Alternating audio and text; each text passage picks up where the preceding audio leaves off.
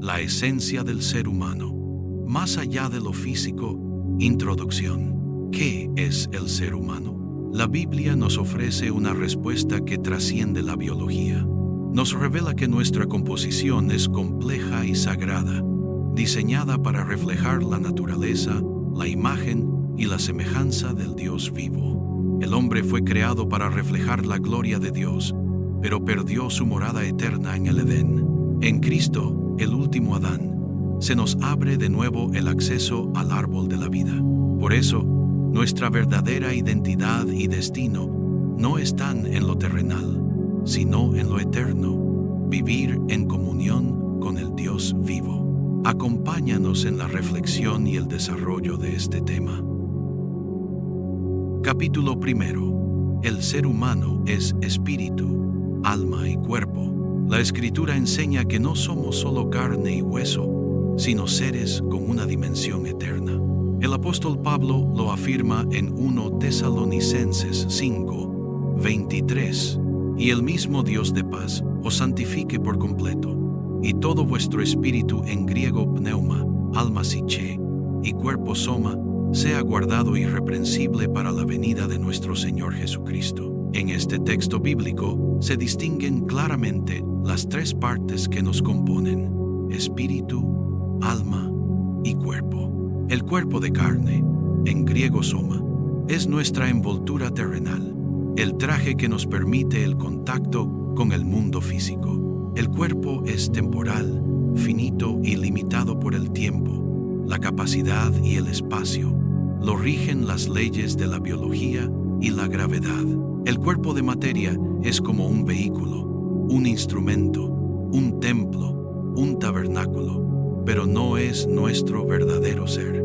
La Biblia enseña que el alma, en hebreo nefesh, es el asiento de la mente, las emociones y la voluntad.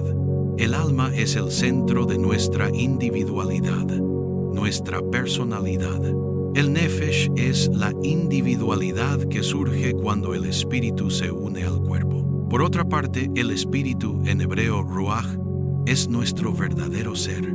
Ruach significa espíritu, viento, aliento, la fuerza vital que procede de Dios. Es la chispa divina que nos conecta con la eternidad y refleja nuestra esencia más profunda. El salmista lo expresa con asombro en el Salmo 8, 4, 5. ¿Qué es el hombre, Adán, para que tengas de él memoria, y el Hijo del Hombre para que lo visites? Le has hecho poco menor que un Elohim, y lo coronaste de gloria y de honra. La verdadera dignidad humana no se basa en la fuerza ni en la inteligencia, sino en haber sido creados con una sustancia espiritual que refleja la imagen del Dios eterno. Capítulo 2. La creación del Olos Adam a imagen y semejanza de Dios. El relato de la creación de la humanidad en el libro del Génesis, en el capítulo 1, versículos del 26 al 27, es la base de la antropología bíblica. Hagamos al Adán a nuestra imagen, conforme a nuestra semejanza. Es muy importante mencionar que, en el idioma hebreo, en especial en este libro Bereshit, hay un juego de palabras que deben ser decodificadas para entender cómo fue que Dios creó al hombre. Para esto, debemos entender primero qué significa la palabra Adam. La palabra Adam proviene del idioma hebreo y es un sustantivo colectivo que significa humanidad, especie humana, humanos, hombres, varones, hembras. Esta palabra Adam puede referirse tanto a un individuo como también a un conjunto de seres humanos, incluyendo esta palabra en sí misma a seres humanos creados como machos y otros como hembras. Así lo vemos en Génesis capítulo 1, versos del 26 al 27. Hagamos al Adán, es decir, a la humanidad, hombre y mujer juntos. Dice el texto: y creó Elohim al hombre, Adán a su imagen. A imagen de Elohim lo creó. Varón, Zahar, y hembra, Nekevá, los creó. Entonces Adán es una palabra que se usa para referirse a la humanidad o ser humano en general. Pero dentro de Adán existen dos dimensiones, el Zahar y Nekevá, es decir, Elohim a unos Adam los hizo como machos, Zahar, y otros Adam los creó como hembras, Nekeva. Es importante mencionar que, en el capítulo 1 de Génesis, Dios crea a la humanidad en el ámbito espiritual. Luego, en Génesis 2, 23, aparecen las palabras Ish e Isha, relacionando al varón y mujer en su vínculo matrimonial y familiar. Génesis capítulo 2, verso 23 dice: Y dijo el hombre, esta es hueso de mis huesos y carne de mi carne. Será llamada mujer Isha, porque del varón Ish fue tomada. La creación de Ish, varón, e Isha, mujer, a partir de un mismo Adam, humanidad, enseña que la identidad humana trasciende la biología y el ámbito natural. Génesis 2, 21-23. Ambos fueron creados con la misma semejanza e imagen divina, y en su unión matrimonial reflejan la plenitud del diseño de Dios para cumplir con el propósito de la procreación de más seres humanos. En otro texto vemos lo siguiente. Génesis 2, 7. Formó Yahweh al Adán del polvo de la tierra. Adama, aquí un individuo, el primer hombre. La palabra Adama está relacionada con el nombre Adam, y ambas tienen su origen en la idea de ser formados de la tierra. La imagen y semejanza no apunta a lo físico, sino a nuestra capacidad divina dada por Dios para obedecer, amar, razonar, crear, ejercer dominio, juzgar y buscar lo eterno. Dichas facultades reflejan algunas fases del carácter de Dios. Ciertamente, los seres humanos somos hijos de Elohim y por lo tanto somos el reflejo de toda su gloria y plenitud. En Génesis 2, 7 revela el misterio de nuestra vida. Sopló en su nariz aliento de vida y fue el hombre, Adán, un alma viviente. Aquí Dios, en su infinito amor, le concedió al hombre de un alma para que fuera el asiento de sus emociones, como lo expusimos en el capítulo anterior de este video. Entonces, el hombre terrenal es, en esencia, una unión entre el Espíritu Divino y el polvo de la tierra, portando en sí el sello del cielo y de la tierra.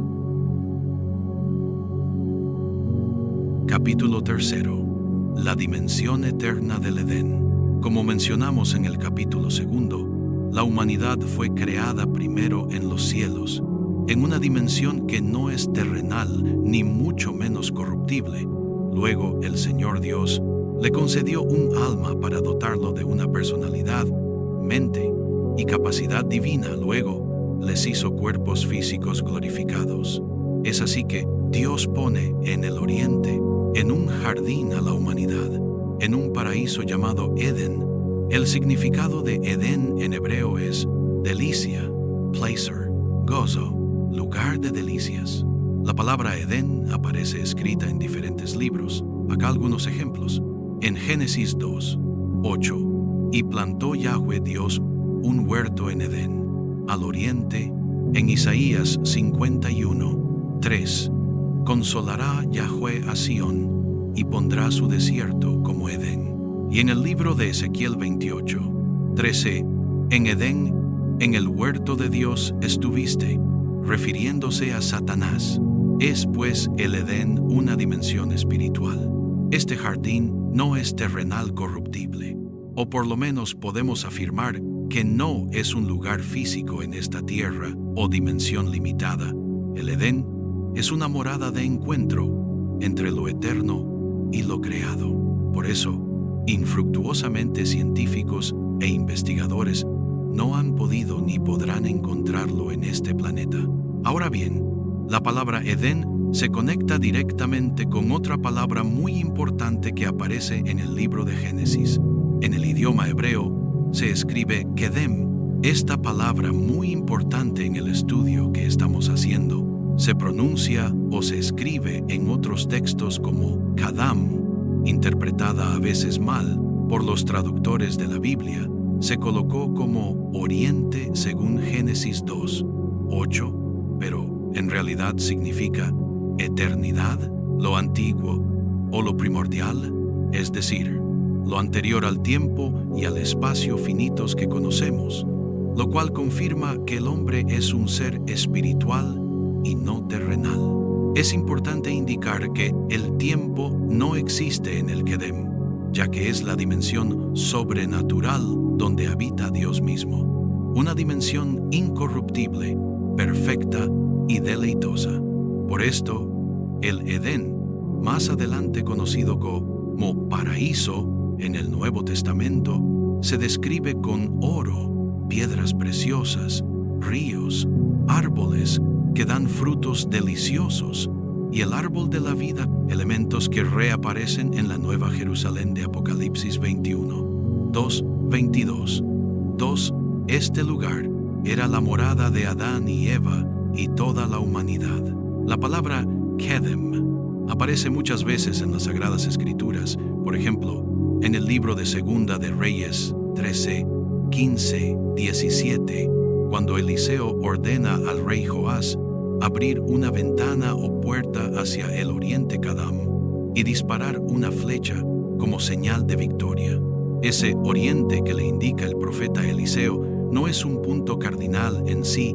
La flecha debía apuntar a la dimensión del oriente, es decir, a la esfera espiritual de la cual procede la humanidad, Adán, de la cual fuimos expulsados o separados por causa de la transgresión a la Torá, instrucción de Elohim a la humanidad. Además, a lo mencionado, la puerta del oriente Kedem, al abrirse, le daría la victoria y traería la respuesta del mundo sobrenatural al mundo físico que el rey necesitaba para ese momento. Retomando con el desenlace del libro de Génesis y la caída de la humanidad, la narrativa de Adán y Eva en el Bereshet presenta una lección profunda sobre la obediencia, la tentación y las consecuencias de desobedecer al Eterno según Génesis 2, 16, 17.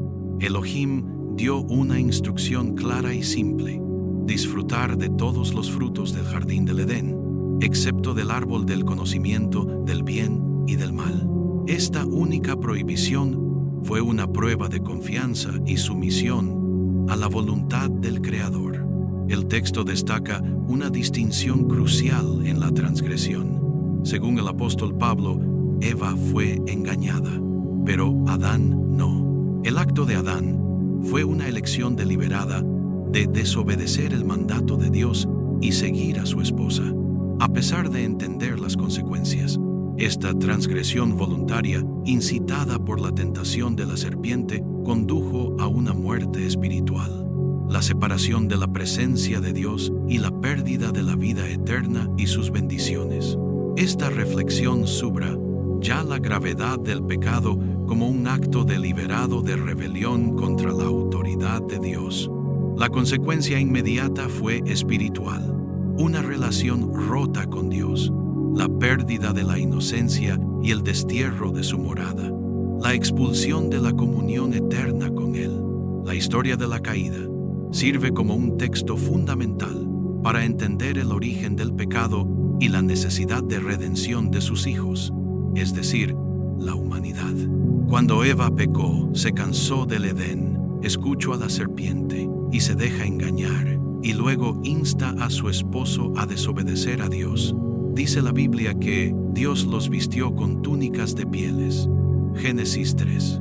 Allí, muchos intérpretes señalan que al ser expulsados de esa dimensión del eterna del oriente Kadam, recibieron cuerpos mortales, una vestidura que cubrió su gloria original. El apóstol Pablo dijo en Romanos 5, 12, por tanto, como el pecado entró en el mundo cosmos por un hombre, Adán, y por el pecado, delito o transgresión, la muerte, así la muerte pasó a todos los hombres, por cuanto todos pecaron. Aquí Pablo usa la palabra cosmos, en el sentido de la totalidad de la humanidad, Adán, y la creación donde entró la muerte espiritual y física a través del pecado, es decir, el delito de Adán, no solo afectó a la humanidad, su violación a la Torá, instrucción, contaminó el cosmos entero, toda la creación, la historia, el orden divino humano. Por eso Pablo dice en Romanos 8, 20-22, que toda la creación gime bajo corrupción. Es así que la expulsión de la humanidad del Edén, representada en Adán según Génesis, pone a este hombre como cabeza de toda la humanidad. Su destitución de la morada del paraíso es vista por Pablo en Romanos 5, 12 y 1 Corintios 15, 22 como la caída de todos los seres humanos en él.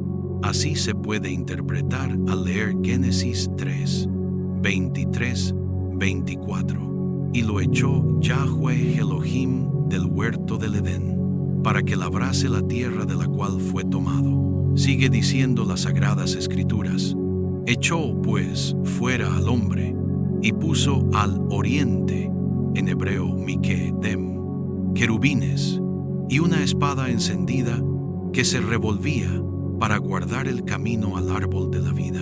En hebreo Mikedem se traduce al oriente, pero en realidad significa desde lo antiguo lo primero. Esto conecta con textos anteriores que indican que el huerto o jardín del Edén está en el Kadam, que quiere decir lo anterior, lo antiguo, lo primordial, lo primero. Por eso, Dios limita el acceso al árbol de la vida, que se encuentra en el Edén, quedando totalmente bloqueado por una espada, fuego y querubines. Entonces, la muerte en ese contexto no fue primero física, sino espiritual. La separación de Dios y de la morada original del hombre, la habitación eterna. Más adelante, el Señor Yeshua lo confirma cuando menciona: deja que los muertos entierren a sus muertos, en Lucas 9, 60, señalando que la verdadera muerte es espiritual, vivir separado o en otra morada que no es la de Dios. La expulsión de la humanidad. Literalmente la Torá dice que Dios los echó, es decir, los sacó con violencia del Kadam. Tuvo como propósito impedir que el hombre comiera del árbol de la vida en estado de pecado, delito, y viviera para siempre en corrupción. Por eso dice Dios el Señor: ahora pues, que no alargue su mano, y tome también del árbol de la vida, y coma, y viva para siempre. N 3, 22. En Apocalipsis, el árbol de la vida vuelve a aparecer y se conecta perfectamente con la obra redentora del Mesías. Al que venciere, le daré a comer del árbol de la vida, el cual está en medio del paraíso, Edén de Dios. Apocalipsis 2, 7. El Gan Eden, es decir, el huerto de Edén, literalmente significa jardín de las delicias o jardín del placer.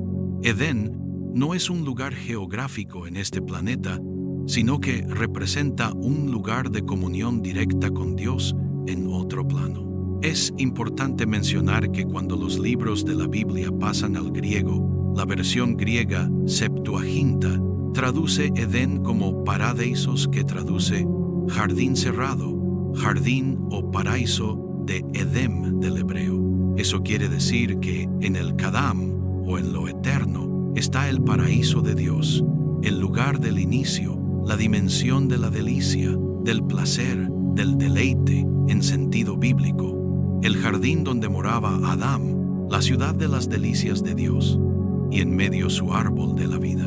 Antes de la caída, Adán y Eva estaban desnudos y no se avergonzaban. Nube 2, 25. La tradición judía cristiana interpreta que recibieron un cuerpo corruptible mortal, distinto a la gloria inicial. Pablo lo retoma: porque si nuestra morada terrestre, este tabernáculo, se deshiciere, tenemos de Dios un edificio, una casa no hecha de manos, eterna en los cielos. En 2 Corintios 5, 1. ¿Cuál es esa morada en Juan 14, 2, 3? Jesús lo explica. En la casa de mi Padre muchas moradas, dimensiones.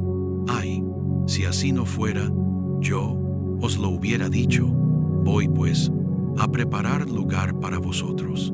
Y si me fuere y os preparare lugar, vendré otra vez y os tomaré a mí mismo, para que donde yo estoy, vosotros también estéis. El Mesías Yeshua está diciendo que en el hogar o Iquía del Padre, Abba, hay muchas moradas permanentes, Monai. Él va delante su muerte, resurrección y ascensión para preparar la morada celestial que se perdió en Edén. Promete regresar a través del Espíritu Santo y tomar a los suyos consigo para hacer la restauración plena de la comunión con Dios.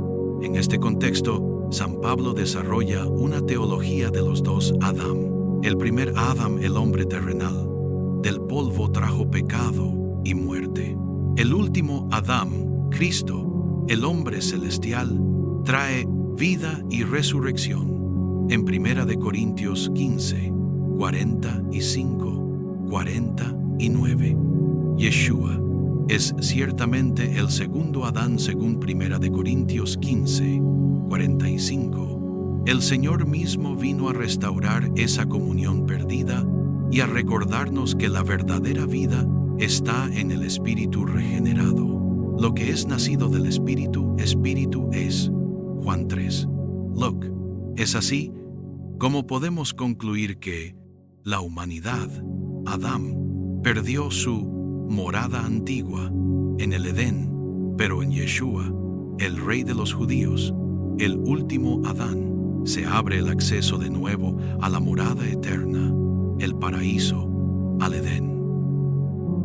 Capítulo 4. El Kadam en la tradición hebrea y Jesús, la tradición mística judía, describe la palabra hebrea Kadam como un estado primordial o un mundo o universo anterior que existió y existe antes de la creación de este mundo, universo físico que conocemos. En hebreo bíblico, Kedem, como vimos anteriormente, se puede traducir como oriente o el este. Dirección geográfica, lo antiguo, lo eterno, lo primer, la eternidad pasada, dimensión atemporal. Ejemplo, desde la antigüedad mi Kedem, yo soy. Isaías 46, 10. El Kadam o el oriente representa un estado de perfección, plenitud, deleite, completitud que busca restaurar a través del Tikkun Olam, rectificación de las almas. El acceso al Kedem es volver a la raíz eterna de donde procede la humanidad y la luz divina. Este Kadam se caracteriza por la unidad con lo divino, una existencia sin limitaciones ni dualidades, donde todo es una manifestación de la luz infinita o Ein Sof, es decir, Dios mismo. Como mencionamos anteriormente, la mística hebrea interpreta que cuando la Torá dice que Dios plantó un jardín al oriente Mikedem, en Génesis 2, 8, los sabios judíos enseñan que la escritura se refiere a un estado preexistente en la eternidad, no a un lugar geográfico o físico. Es decir, el Edén estaba en el Kedem, es decir, la dimensión primordial, fuera del tiempo o lo creado en esta dimensión corrupta. La tradición judía enseña que la puerta al oriente, es decir, la entrada al Kadam, es un portal hacia el origen eterno, y que el Edén, en dicho oriente o Kadam, apunta a la morada de la humanidad, Adán, antes de la caída de ésta. En su plenitud primordial, Kedem se asocia con el tiempo primordial.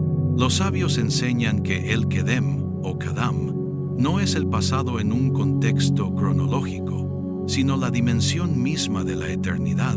Kadam se conecta con Ein Sof, que es el infinito, lo anterior o lo que nunca deja de ser porque no tiene fin. De alguna forma, el Kadam o Kedem es una dimensión diferente que sí precede al tiempo que rige al universo finito. Recordemos que El tiempo es una consecuencia de la corrupción del cosmos. Dios crea el tiempo como unidad de medida para regular el cosmos corrompido. El tiempo viene impreso en la materia y energía, en donde absolutamente todo tiene un tiempo de caducidad o limitado. También, el tiempo define ciclos naturales que regulan el estado armónico de toda la creación para su subsistencia. Entonces, el Kadam o Kedem se conecta con el término Ein Sof. Es un concepto profundamente espiritual que representa la esencia infinita e incomprensible de Dios. Ein Sof en hebreo significa sin fin o sin límites. Dios es la fuente inagotable de todo lo que existe en todos los universos, moradas, dimensiones, mundos, incluido el tiempo. Es así como Dios, o Ein Sof, trasciende toda definición y comprensión humanas. B. El oriente como punto de emanación. El oriente o Kadam puede ser el canal o lugar por donde la luz infinita de Dios entra al mundo. En la sabiduría mística judía, las sefirot y las emanaciones divinas se entienden como flujos de luz desde el oriente. C. Relación con Adam Kadmon. Edam Kedet Muvisan. Adam Kadmon significa literalmente el hombre primordial o el hombre de los tiempos antiguos. En la mística judía luriana del siglo XVI, Adam Kadmon es la primera manifestación de la luz divina después del Tzimtzum, es decir, la contracción de Ein Sof que permitió la vida. Los sabios judíos enseñan que el Kadam es la fuente de donde surgen todas las emanaciones divinas, conocidas como las Sefirot, que eventualmente dan lugar a la creación todas las dimensiones existentes, tanto las espirituales y eternas, como las físicas y finitas. Las Sefirot, en singular, Sefirá, son las 10 emanaciones de Dios, o atributos divinos, que componen el árbol de la vida en la sabiduría mística judía. Estas 10 emanaciones divinas representan la manera en que Dios, o Ein Sof, el infinito o divinidad, se manifiesta y crea los universos, sirviendo en bien como espejos de la conciencia humana. Las Sefirot están interconectadas por senderos y su orden y funcionamiento describen el proceso de la creación y la forma en que la energía divina fluye hacia el mundo físico. Aquí podemos conectar parte de esta doctrina con el Mesías, toda vez que, sin lugar a dudas, el árbol de la vida es Yeshua mismo, según la Biblia. El Mesías dijo: «Yo soy la puerta, el que por mí entrare, será salvo. Entrará y saldrá, y hallará pastos». Juan 10, 9. El Mesías no se presenta como un maestro más u otro profeta, sino como la única puerta hacia la comunión perdida con el infinito. En el Nuevo Testamento, aunque es difícil de probar, toda vez que fue escrito en griego, hay una referencia con este tema. Cuando Cristo Jesús nació, unos sabios vinieron del oriente, Kedem, porque vieron su estrella luz en los cielos del oriente, dice el libro de Mateo. El oriente, en la Biblia, como hemos mencionado repetidamente, no es solo un punto cardinal, sino lo eterno, lo primordial. La estrella al oriente anunciaba que la luz del infinito había entrado en el mundo. Aquellos magos o sabios de Oriente representan la sabiduría de lo antiguo, inclinándose ante la sabiduría encarnada, Yeshua, la puerta al Kedem, el único camino de regreso al paraíso perdido y al Dios vivo. No es coincidencia que los magos vinieran del Oriente. En Mateo 2, 1-2 dice: Jesús nació en Belén de Judea en días del rey Herodes. Y he aquí, unos magos, magoi, vinieron del oriente a Jerusalén, diciendo: ¿Dónde está el rey de los judíos que ha nacido? Porque vimos su estrella en el oriente y venimos a adorarle. El texto guarda un misterio de eternidad. Los sabios representan al Kedem mismo, lo eterno, inclinándose ante la encarnación del Verbo. Yeshua es la luz infinita del Kedem, y la estrella fue la señal de que la eternidad había entrado en el tiempo. Revisemos lo que dice Mateo capítulo 2 del 1 hasta el 12. Después de nacer Jesús en Belén de Judea, en tiempos del rey Herodes, he aquí unos magos del oriente llegaron a Jerusalén diciendo: ¿Dónde está el rey de los judíos que ha nacido? Porque vimos su estrella en el oriente y hemos venido a adorarle. Cuando lo oyó el rey Herodes, se turbó, y toda Jerusalén con él. Entonces, reuniendo a todos los principales sacerdotes y escribas del pueblo, indagó de ellos dónde había de nacer el Cristo. Y ellos le dijeron: en Belén de Judea, porque así está escrito por el profeta: y tú, Belén, tierra de Judá, de ningún modo eres la más pequeña entre los príncipes de Judá, porque de ti saldrá un gobernante que pastoreará a mi pueblo Israel. Entonces Herodes llamó a los magos en secreto y se cercioró con ellos del tiempo en que había aparecido la estrella. Y enviándolos a Belén, dijo: id y buscad con diligencia al niño, y cuando le encontréis, avisadme para que yo también vaya y le adore. Y habiendo oído al rey, y se fueron. Y he aquí, la estrella que habían visto en el oriente iba delante de ellos, hasta que llegó y se detuvo sobre el lugar donde estaba el niño. Cuando vieron la estrella, se regocijaron sobremanera, con gran alegría. Y entrando en la casa, vieron al niño con su madre María, y postrándose le adoraron. Y abriendo sus tesoros, le presentaron obsequios de oro, incienso y mirra. Y habiendo sido advertidos por Dios en sueños que no volvieran a Herodes, partieron para su tierra por otro camino. Los sabios que describe Mateo venían del oriente, conocían las profecías hebreas, hablaban con Dios, sabían del lugar y veían aquella estrella que los guiaba desde el oriente. Varias veces este pasaje de Mateo menciona el oriente.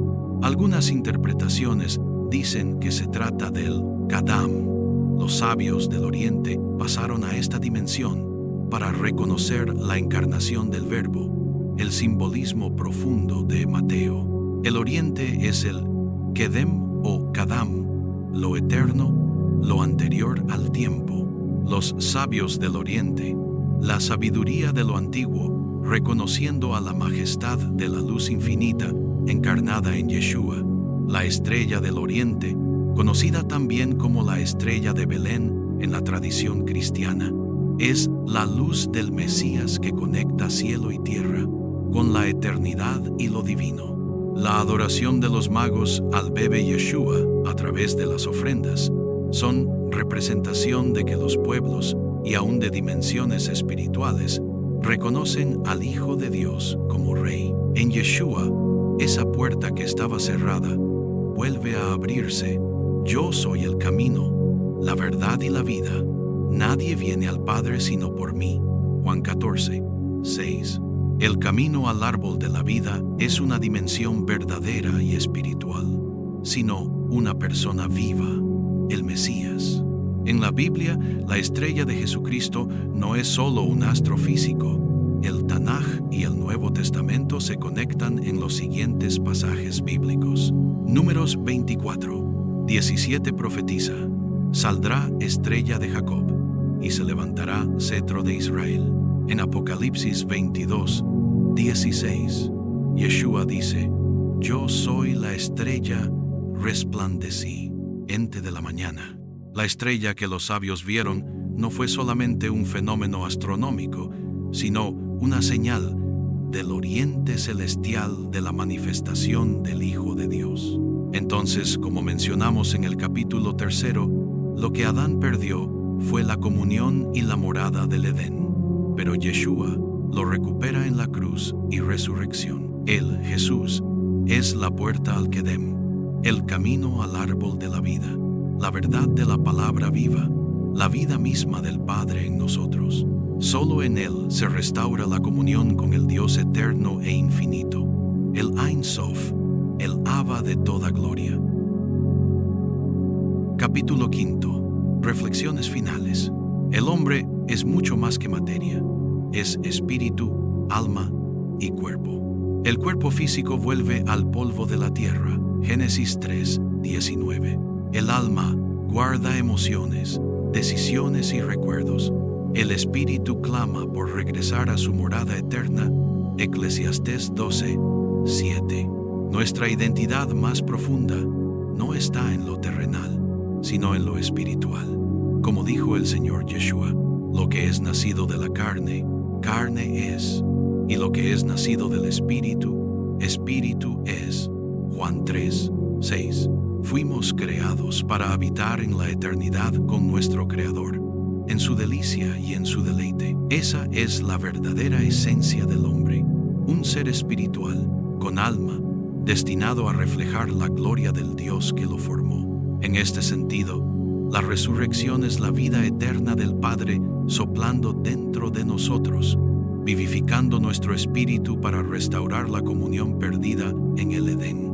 Jesús abre el acceso a lo eterno, a lo que estaba antes de la creación. Él es el puente al Ein Sof, al Dios infinito y verdadero, al Abba que habita en luz inaccesible e infinita. Si esta reflexión tocó tu vida, dale like, únete a nuestro canal, activa las notificaciones, comparte este video con alguien que lo necesite, porque recordar nuestra verdadera esencia es volver al corazón de Dios. Somos Cristianismo Práctico.